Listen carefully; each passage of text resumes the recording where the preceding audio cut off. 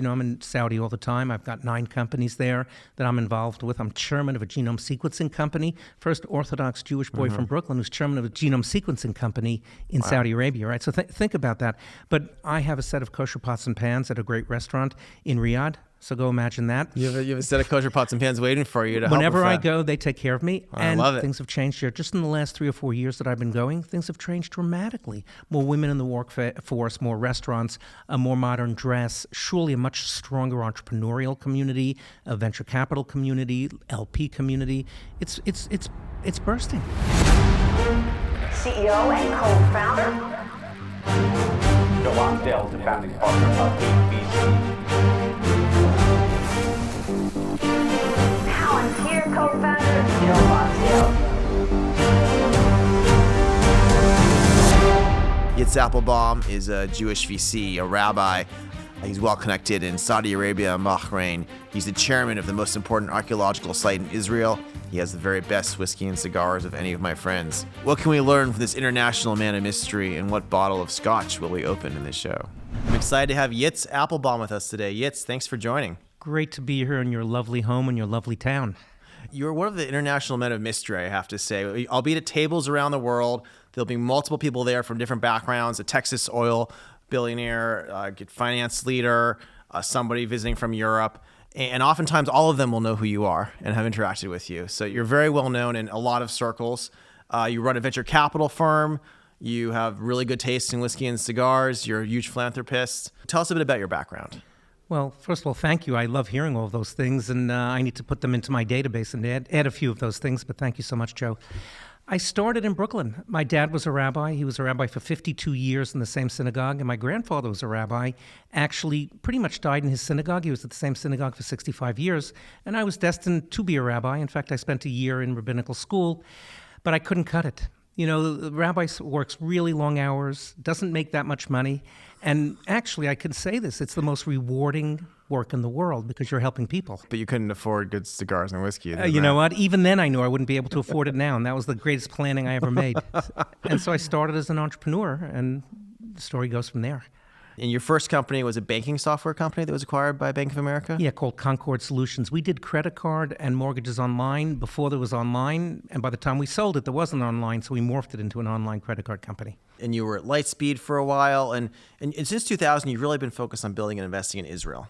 Tell us about that. Why are you spending a lot of time on Israel?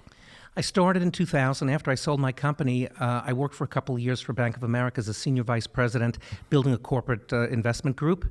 And my boss, or the head of the division then, was a Presbyterian, actually. He said, Yitz, I want to come to Israel. I took him to Israel. He fell in love. This is 1999, 2000. And I haven't stopped going back. I basically been there a week a month since the year 2000. Did you start going in the 90s a lot yourself? When you took him to Israel in 99, you already knew it really well? I knew the religious part and the historical part because I grew up Orthodox, son of a rabbi. And so I'd been to Israel numerous times and understood the part that it played in from a historical context. But I knew nothing about business. The first time I landed, oh boy, I was asking the taxi drivers whom I can go see to get some good technology. Yet you're the founder and partner of MizMaa Ventures, based in Tel Aviv. Tell us a little bit about it. Oh, sure. It's a firm I started with a partner, a woman named Catherine Leung, out of Hong Kong. We're on our second fund. We've raised about $250 million. And we focus on the things that are strongest in Israel. What is Israel best known for? Cyber, digital health, fintech, cloud, software as a service, and mobility. And what we do is we do very early stage companies. We do builds. We start pre-seed companies. What we do is we not only help them grow from a technology perspective, but my job more than anything is to help them go to market. How can I bring them to the Emirates? How can I bring these companies to the U.S.? In the old days, Israeli companies, ready, shoot, fire, or fire, shoot, ready? Today, we don't invest in an Israeli company that doesn't have a design partner, that doesn't have a beta or an alpha customer, because how do you know what you're supposed to build? So the fund that we've built, MizMaa, where my oldest son Aaron is a partner as well, is to help these companies go to market as quickly as possible, leveraging the great technology. And you Israel. work with companies as well in Saudi Arabia and other parts of the Middle East. Yeah, not just sure, Israel. absolutely. We do quite a bit in the Emirates. One of the great parts of the Abraham Accords and the things that are going on in the Emirates, and in Saudi for that matter, is that there's an inordinate amount of access to markets and great companies. But imagine kind of like tech enabled. What Israel can help the Emirati companies is take their deep tech, their great tech, attach them to these big conglomerates that they have in the Emirates, and help them sell in the rest of the world. And I spend a lot of my time doing it. It's great for the peace accords, but it's great for our shareholders, which is most important. Awesome. So my family on my mom's side is Jewish, and they came over relatively poor to the U.S. and we're somewhat successful. But people who went to Israel mostly came as impoverished migrants. Like a lot of Jews, very poor. A lot of them fleeing, obviously, the Holocaust and fleeing what was going on in Europe. How did an impoverished nation of refugees turn into a top 30 global economic power? What do you attribute it to? Well, necessity first and foremost. I can give you many, many examples of how in Israel, because they had no water, they needed to figure out how to desalinate water. Today, Israel is one of the net largest exporters of water in the world. The same is true now, believe it or not, for gas. We're actually exporting gas. Well, we found some gas in the Mediterranean. That was useful. Right, very, very useful. Maybe a little lucky too. But the whole process really started around agriculture.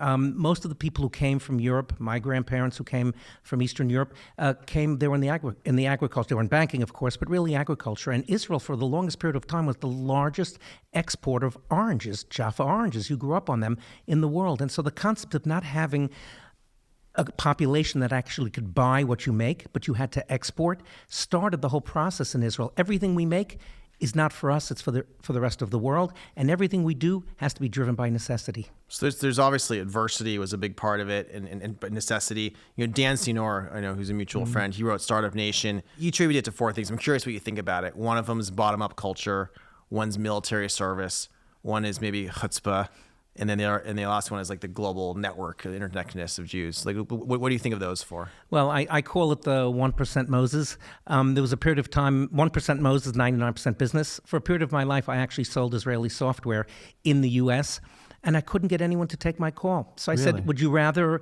the UJA called you or me call you? Because remember, you can write off 50% of an investment. When the UJA, the United Jewish Appeal, calls, you can only write off 33% for charity.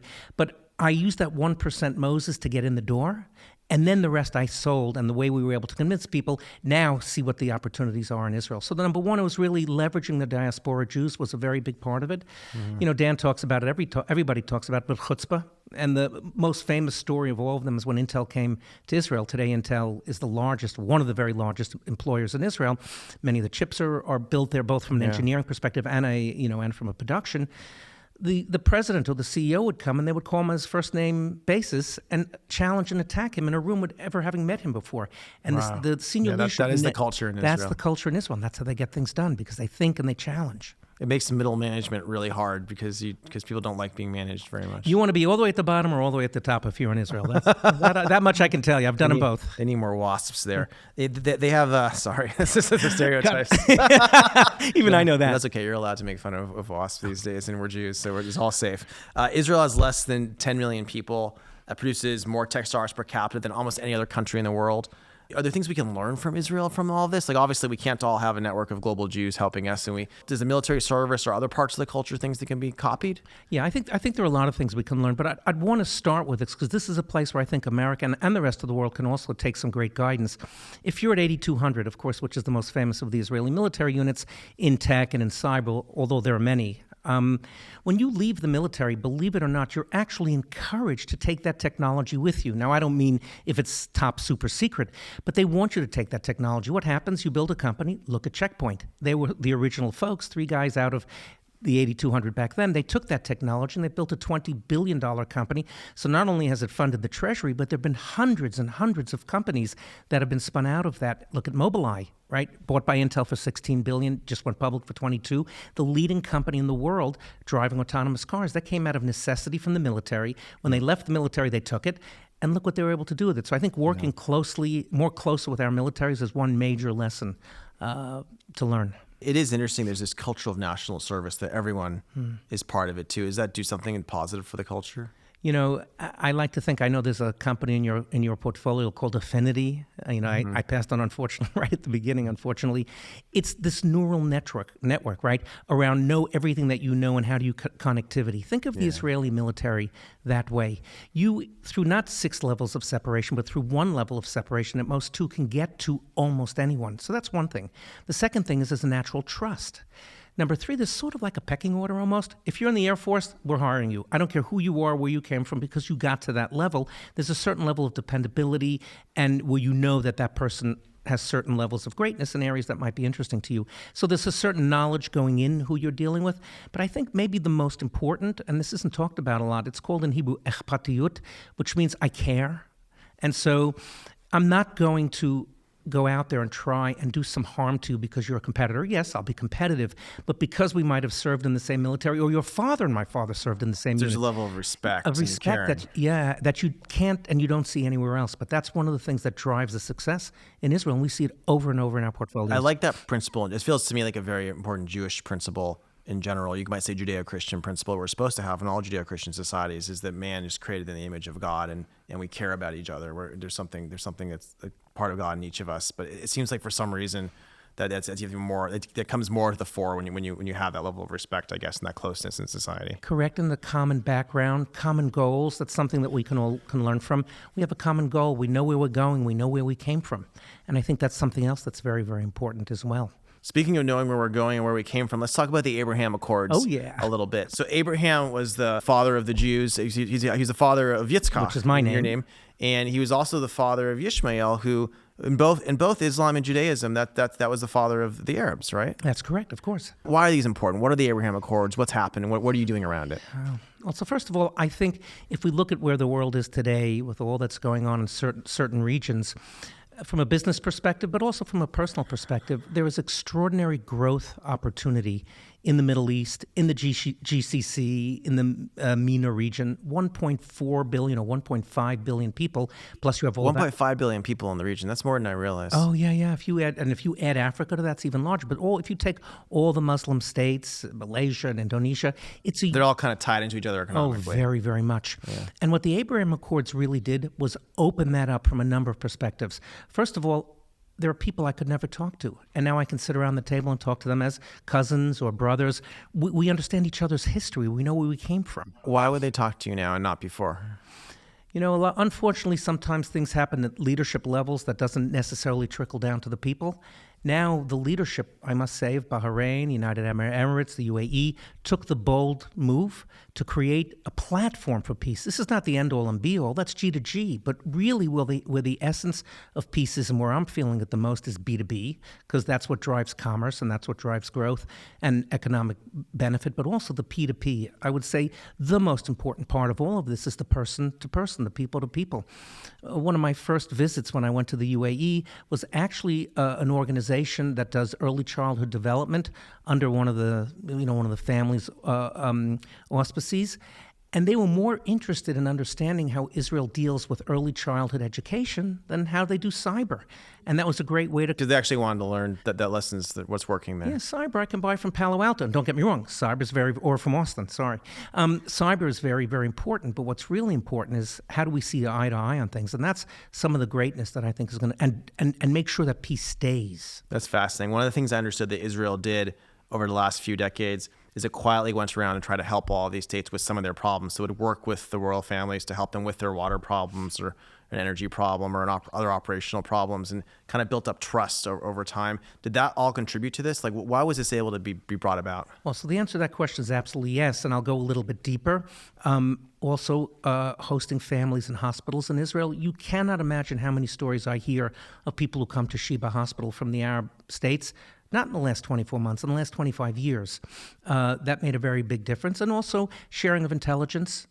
As you can imagine, Joe, from your background, there's an enormous amount of G to G and sharing of intelligence. A lot of the bad guys are trying to take down these regimes from an extremist perspective. Israel can help them. Without a question. Without a question. We can help each other, and we will help each other going forward. All the states in the region, all the nations in the region, but that contributed. Plus, there was a lot of on the ground, behind the scenes. And then you had great bold leaders like Yusuf Otaiba, the Emirate ambassador to the United States, and Ron Dermer. These people helped to bring peace about. So these people were working obviously with Jared Kushner very closely under our former president, who's become quite interesting lately. But that's not a topic we're going to talk about. But actually on that topic, how did the conventional foreign policy establishment miss this opportunity? They've been focused on things around this for so long, trying to do two-state solutions, trying to do other things. They completely missed this, and suddenly it seems like a very different approach was able to work here. Like, what was that different approach? What happened? Well, first of all, they were trying to solve the wrong problem. And I think if you're trying to solve the wrong problem, you're never going to get the right problem solved. There's no question that the issue and the solution to the Palestinian people will be found, especially with all that's going on in the region. But really, economic prosperity is what drives so many people today, especially in the region, especially where we've come from and they've come from. And this was approached really from the perspective of defense. There was a lot of stuff that went on behind the scenes around airplanes and sharing of information. Jared and his team led with that. Certain compromises. They led with defense and prosperity. You're saying. Yeah, thank you. Those are really the two things I think that drove this, and reasonable people sitting down together with no preconceived notions about what it was going to look like. And if you look at how it ended up, you never could have imagined it being the way it was if you looked at it from the old perspective. And it is very interesting because I guess if you're in the State Department, you tend to come from a very left view of the world. You're not thinking about money and economics and business. Probably none of these people have done business in their lives for the most part in the State Department. And you're probably not even thinking as much, although you should be thinking about defense, but it is more of like a business and hard-nosed. I mean, was it a more realist view of the world then? I think very much, but I'll add something to that, Joe. You're most probably, unfortunately, not thinking about family values. And when you look at the role that, and this is, I've been to UAE 20 times and to Saudi as many times, if not more. When I meet with people in the region, they want to talk about their family. They want to talk about the Shabbat. They want to talk about what's important to the growth of their family and of their nation. We're Zionists and they're UAEists, whatever the right word is. But the idea is that people care dramatically about their history and where they're going, and you don't always find that in the political world, unfortunately. So we've seen this amazing, really renaissance of relationships with Israel. With what are the major countries? It's doing a lot more with UAE. It's doing a lot more with is it Morocco? Morocco, Bahrain, and the Emirates are the three places that are leading. Chad is also in that. I would say that Morocco a little bit less. They might have a little less technology, so there's a lot going on in agriculture. But if you look at the Emiratis and you talk about Bahrain, I was just there a couple of weeks ago. Bahrain is a mini Saudi or a mini UAE. You can meet all the important people there in 3 days or 4 days, and you can do things really quickly there. Of course, the Emirates are much bigger and more complex, but they are open for business. Let's teach people a little bit. I think a lot of our listeners maybe don't know too much about like what these places are. So the UAE, there's 7 Emirates, and Dubai is very well known because they opened up as a free charter city. I think the Emirate with the most oil is most very well known by financial people is probably Abu Dhabi because they have giant sovereign wealth funds and they're very well run. These people manage trillions and trillions of dollars very well. And Bahrain, is it city state? Yeah, it's its own country, but believe it or not, it's an island. It really is a very small island. Each of these places, of course not Saudi, but each of these places have relatively small populations. Qatar has 300,000 local citizens. Then they bring in a few million other people from India, from the region, to live there and work with them. Exactly right. And so they're serving small populations, but they have a lot of money. And what they want to do is not only make their lives better, which is very important, but they want to try and export all the things that they're building, to get off the oil economy. It's very, very important for them. But secondly, to contribute to the world. And you see it so much in the region. What can we do to make the world a better place? These people have so much wealth and money from the energy, from the oil economy. They're trying to transition out of it. I found it really interesting. UAE obviously learned a lot from Singapore, a very well-run small state. They're clearly learning a lot from Israel, secretly before, openly now. What's fascinating to me when I go there, I meet such competent people now in the UAE from Britain, from different parts of Europe.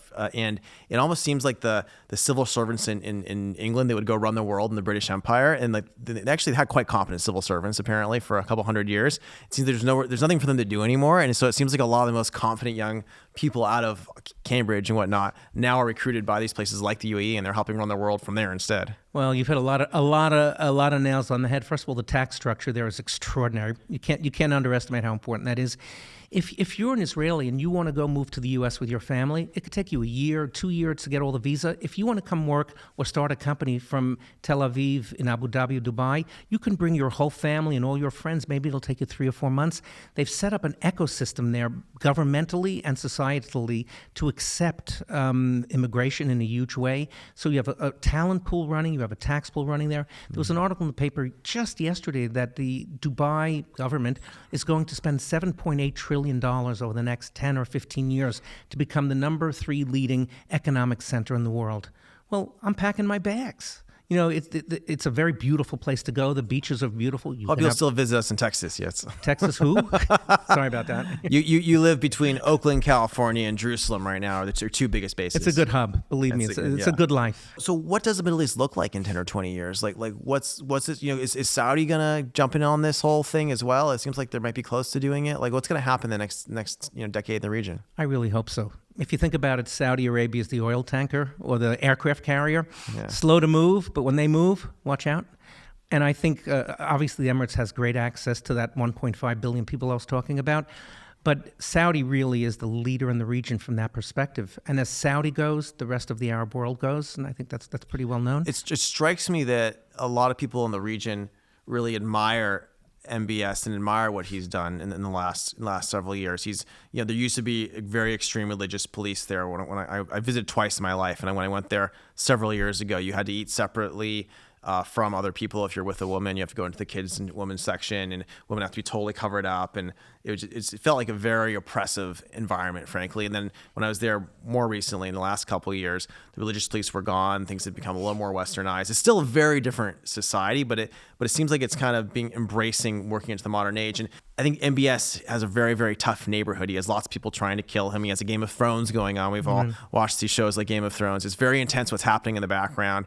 And I think it's hard to judge as an outsider the types of things he has to deal with. Now, that said, obviously, there's no moral system in which we hopefully can agree with some of the things that have been done to people like Khashoggi and others. But at the same time, I feel like we don't have all the facts or the context. And maybe overall, he's very good relative to other things. So I'll give you 2 data points. Well, surely the whole issue around women, I'd say, I'm in Saudi all the time. I've got 9 companies there that I'm involved with. I'm chairman of a genome sequencing company. First Orthodox Jewish boy from Brooklyn who's chairman of a genome sequencing company in Saudi Arabia, right? So think about that. But I have a set of kosher pots and pans at a great restaurant in Riyadh. So go imagine that. You have a set of kosher pots and pans waiting for you to Whenever help I go, they take care of me. I love it. Things have changed here. Just in the last 3 or 4 years that I've been going, things have changed dramatically. More women in the workforce, more restaurants, a more modern dress, surely a much stronger entrepreneurial community, a venture capital community, LP community.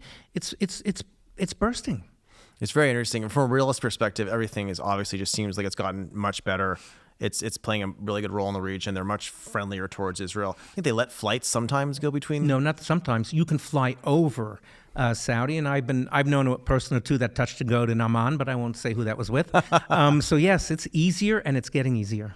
And yeah, it is interesting because the American, I think they were rightly angry about some things that again I don't know if we have full context on, but then even Biden came and kowtowed to him for the realist perspective as well more recently. So it's unbelievable. Really was unbelievable. Well, hopefully that goes the right direction. I want to ask you a question about Jerusalem and speaking about the region. You're the chairman of the Western Wall Heritage Foundation. It's a very important place to me and to all Jews as well. So that we have the ancient temple. And there's like one part of the temple that's still exposed on the wall on the west that Jews have access to, and we go pray there. And you guys did this crazy archeological project. I think this is the coolest archeological project in the world, where if the wall is like this, and like this is the top part, like you're digging under so we can see the bottom part of the wall from the top. They're just gonna remove the whole part. You're finding all sorts of things from the Ottoman Empire, from the Roman times, from King Solomon times. King Solomon, those are our latest finds. There's coins. There's mezuzahs in the wall from 2,400 years ago, or at least places where it was marked for a mezuzah. Tell us a bit about this project. So, they say, and I don't agree with this, but people say that charity begins at home. I'm not sure if that works or not, but for sure they say it. Well, if you think about the Jewish people, but not just the Jewish people, all 3 major religions, the essence of where we came from was Mount Moriah. Har HaMoriah, that's where the world was created. That's where the binding of Isaac and Ishmael, by the way, happened on the Temple Mount. But what really happened on the Temple Mount that's relevant to this project is that God's Shekhinah, his soul, metaphysically rested on the Temple Mount in what was called the Beit HaMikdash, or the Holy Temple. First one 2,800 years ago, destroyed. The second one, God willing, the third one will come. But unlike the conquerors of Mexico who destroyed the Aztecs, at the tunnels, everything was kept. Everyone respected the generation from before. So what we have is 2,800 years of living history where each room was filled in by dirt, and then the next generation was built on top. Built on top of it. So Jerusalem's like a city that has layers built up over a few thousand years. In fact, there's a room there that we call the Hall of Generations, where you can see from the time that King Solomon walked and where he most probably used a ritual bath all the way up to modern times. The hole was cut by a British explorer 150 years Exactly, ago. yeah. Classic British thing to do is to just cut right Start through but it. not finish. And there you go. You have King David's palace. That's in the city of David. The city of David, right next. It's right next door to the temple. Less than a quarter of a mile, and that's where King David came to capture the Canaanites, right? And then King David came and said to his son, King Solomon, go build the temple.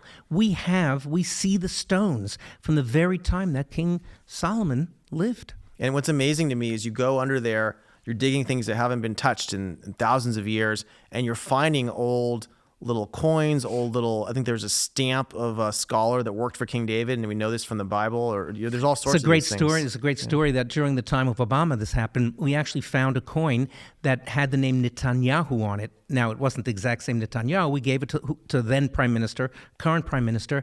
He took that to the White House in his first visit and said, this is a true story. You may say, President Obama, that we don't have a historical right. Our historical right only started in 1948. This was my great-great-great-great-grandfather. It sits, by the way, in the Prime Minister's office. This was a general. It was a seal. I'm sorry. Yeah, it was a seal from a general in the prophets, in the Bible.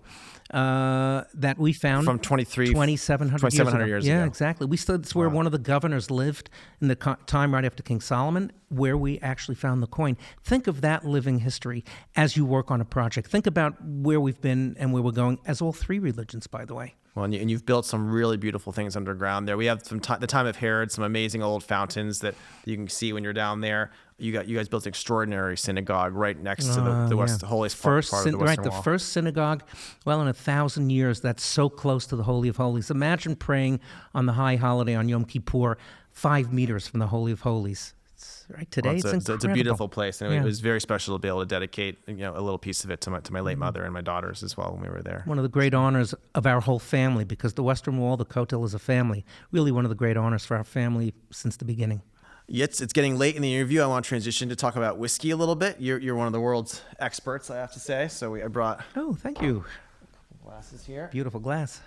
So you took me and 10 others, which is something you do often.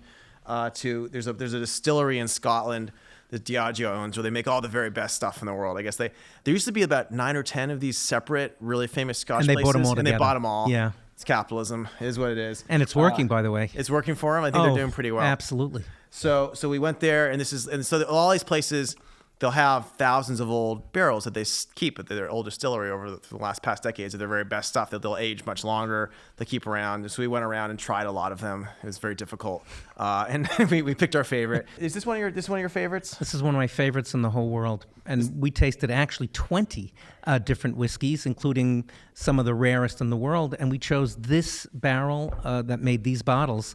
And this is, if you ever hear farm to table or something like that, this is true farm to table. Isn't that a stunning bottle? This is number 370 out of 544. Classic Yitz. You pay a certain price for the barrel, and you just calculate, you get however many you get, and you got like 140 more out of this one than expected. Yeah, but in the last one I got 30 less, so it ends up equaling out over time. This is a good one though, so it's worth it. Here, why don't we give you a little bit? Thank you. How would you describe this Scotch for us, Yitz? First of all, there are several different regions. This is an Islay. Islay is the region where some of the most peated and smoky whiskeys come from. This particular whiskey is very rare, and it's very unique because it was a single barrel. I love single barrels. Blending is great, but single barrel is sometimes, in my opinion, is just more honest and more is a greater expression of what you're drinking. And this was in a sherry butt first filled barrel from almost 30 years ago, but 28 years ago. I bought it when it was 26 years old, let it sit for 2 more years, and then we bottled it to really perfect perfection. I have to say, l'chaim. It's very good. It's a very peaty Scotch, but it's very smooth for peaty Scotches. It's a decent alcohol content, but 50.6%. They tend to come pretty high. Do you put a drop? A lot of people say you put a drop of water and then it brings out more of the flavor. Do you do that, or do you I agree with don't. that? You don't? Yeah, I No, don't either. No.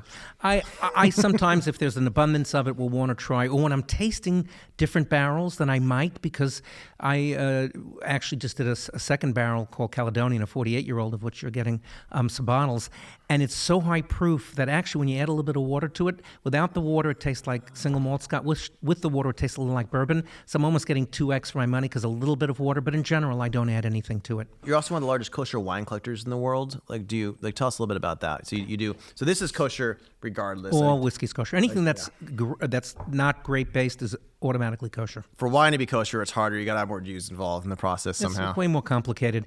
But I grew up, my dad, as I shared at the beginning, was an Orthodox rabbi, and he was kind of at the forefront. In those days, there was 3 kosher wineries, maybe 5. They weren't very good. And they weren't very good. No. But as they got better, he kind of kept up with the pace. Today, in Israel alone, there are 400 boutique wineries, 400, which I'll add and admit I've tasted from most of them. Are they mostly kosher? 70% are kosher. I write a wine column for something called the Jewish Insider. We have 100,000 subscribers. Every Friday I do a wine column. When I write a wine column, the wine sells out because American Jews are pretty good. Yeah, it's pretty good. We should put some software on there. When Jews, especially, they moved into being, have more means, or they became more Orthodox, they noticed either they'd drunk non-kosher wine before, or they noticed that everybody's having a great time drinking wine. Why can't we? So as an example, and you know this very well, with my good friend Ron Fisher, we do a barrel of Harlan every single year in the Napa Valley Reserve. So I have a vertical from 2004 to 2020 of Harlan wine kosher. Harlan's one of the very, very best Napa Valley wines, and the fact that you have kosher Harlan is a very impressive high bar. Yet a lot of people think of this whiskey and wine as a sport just for the ultra wealthy. Obviously, the good stuff can be pretty expensive. Is this something that people can start getting involved in or collecting without having extreme amounts of wealth? Well, I'll start this way. If I had a nickel for every person I taught to drink, believe me, I'd be a wealthy guy. And you don't start with my Lagavulin, that's for sure. It's a journey and it's a process. And there are, especially in the single malt space, but in the bourbon area as well, there are so many extraordinary single malts in bourbon that are $50 a bottle, $40, $80. You have to start by developing a palate profile. You have to start by understanding what you're drinking. So much of this is about context. Where did it come from? What's the story? Who you're drinking with? I think it's important, Joe, to talk about the fact that I've had some of my best drinking experiences sitting with you in so many different places in the world. That's what makes you remember the whiskey more than anything else. So having context around what you're drinking, who you're drinking, where it came from, the price point is very important. And then as you develop a taste, and this is true in single malt, but of course it's true in wine, as you develop your palate, like in everything, you want to ski better. You want to do everything. Usually you want to get better and better. The beauty of single malt is that sky's the limit, actually. And I've gotten pretty close to the sky. So you can get good stuff for $50, $100. Oh, absolutely. And what's like a $100 sort of thing? Lagavulin 16-year-old, Yeah, right? Great. Just like this. It's a great whiskey. This is a 28, and this happens to be a really good year, but it's a great whiskey at 16 as well, and you could do it. What's an example of a $10,000 bottle that you like? This is like a $5,000 bottle. About $5,000. What's like a $10,000 bottle, and why does it cost more? How's that work? Right. So I love going for the distilleries that are no longer in existence. There's a number of reasons I like doing that. First of all, believe it or not, most probably in the olden days they did things better than they do today. Number one. Number two, if you want to buy something that's 40 years old or 35 years old or 30, you can't buy it from a distillery that started a year ago, obviously. So you need to be able to go back in history. Now, since many of these distilleries were closed, it's a little known fact that this whiskey was used as blending whiskey until 20 years ago. When Diageo bought Brora, which is what we're going to talk about in a minute, they bought Brora and they bought other of these distilleries, Port Ellen, one of the most famous of them. It was used as blending whiskey. Alex Karp, who started Palantir with me, Port Ellen is his very favorite. And that used to be a blending whiskey too, right? That's correct. Yeah. Today, they do a barrel or two every year. It starts at $10,000. So I would say if I had a couple of favorites, it would be Port Ellen. That's like the 30, 40-year-old stuff. These are all 35 and above. They're all a barrel, 2 barrels, very rare, but beautiful taste. But I'd say my favorite is Brora in the northernmost part, of Scotland where the North Sea is.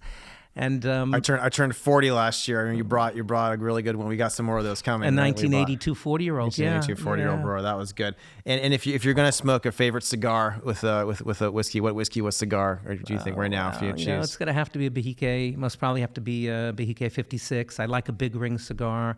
Cohiba Siglo 6 is one of the greats. That's another one. I had a meeting with the mayor of Jerusalem and Arnold Schwarzenegger. There's about 15 of us in the room. And when everyone left, I said, can I have a moment alone with the governor? And everyone said, how could you do that? Fine, I got a moment alone. I said, okay, what's your favorite cigar? And he said, Manitou. So talk about go. price to performance, a $20 Cuban cigar. That's his favorite. He said it was sweet. Does he say that because he's a politician? No, Manitou is his favorite cigar. It's a great cigar. So a Behike 56 can be $300, and a Mani, Torpedo can be $25. It is a good cigar from Cuba. It's a very good cigar. I like that. It's hard not to be optimistic drinking this, yet I want to end on a note of optimism. What are the best reasons to be optimistic about the future? What makes you optimistic? Well, I can say in old age a couple of things. First of all, I just had my first grandson, named after my dad, so that makes me very optimistic. Secondly, I unfortunately or fortunately have lived through 1999 and 2000. I've lived through 2008. I lived through the first part of COVID. And we're in a very difficult period now. But it's in these difficult periods that I think we get strongest. If you look at what happened after the big crash in 2000, surely what happened after the beginning of COVID, we got stronger, we got bigger, we got better, we got more flush with money, we got more passion, more drive. And that's what's going to happen now. We're in for some difficult economic time, inflation, et cetera, maybe some worse even than that. But our future is really right ahead of us from all the things that we've been building on for the last 50 years. It's going to make the next 50 years. And surely in the area of digital health, in health, and the genome sequencing, I've got very involved in that space of late, miracles. So I'm encouraged by my grandson. I'm encouraged by peace in the Middle East, which is here and coming, opening of new markets. I'm encouraged by the fact that we're a little bit nervous now around the political system. It's only going to get better and stronger with some of the things that you're doing in Cicero and some of the other things that you're doing. So why not be optimistic? I hate the alternative. Thank you. You're a great American and great citizen of the world. I really appreciate you joining us. Thank you. It's been a real honor and a real pleasure. L'chaim. L'chaim.